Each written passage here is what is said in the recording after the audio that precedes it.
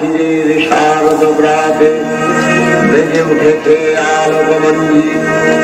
ধরণীর বহিরাকাশে অন্তরিত মেঘমালা, প্রকৃতির অন্তরাকাশে জাগরিত জ্যোতির্ময়ী জগন্মাতার আগমন। या देवी सर्वभूतेषु विष्णुमायेति शब्दिता, नमस्तस्यै नमस्तस्यै नमस्तस्यै नमो नमः। या देवी सर्वभूतेषु मातृरूपेण संस्थिता, नमस्तस्यै नमस्तस्यै नमस्तस्यै नमो नमः।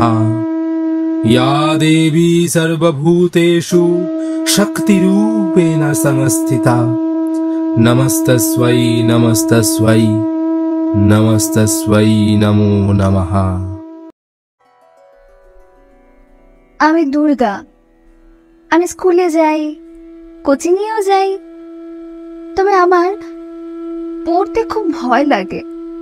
না না, বই খাতাগুলোকে নয়, একটা হাত যেটা যেটা আমি স্পর্শ করতে চাই, কিন্তু সেই স্পর্শে কোনো স্নেহ নেই, শুধু শুধু আছে ভয়।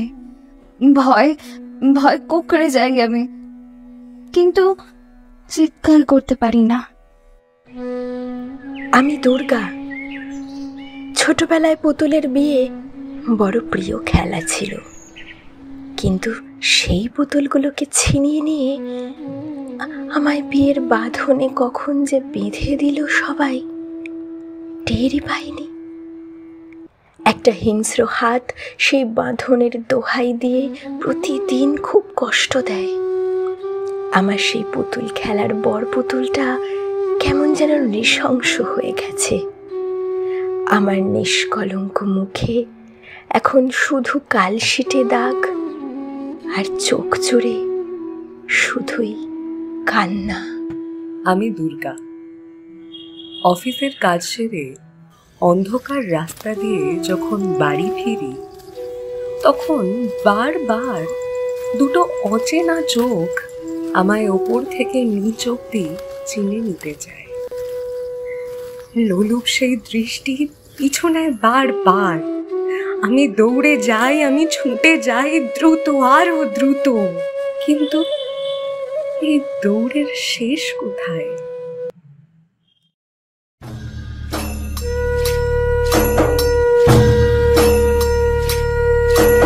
প্রলয় শেষে বুকের মাঝে শঙ্খ বেজে উঠল ওই, সোনার কাঠির ছোঁয়া লেগে রাতের আধার টুটল ওই।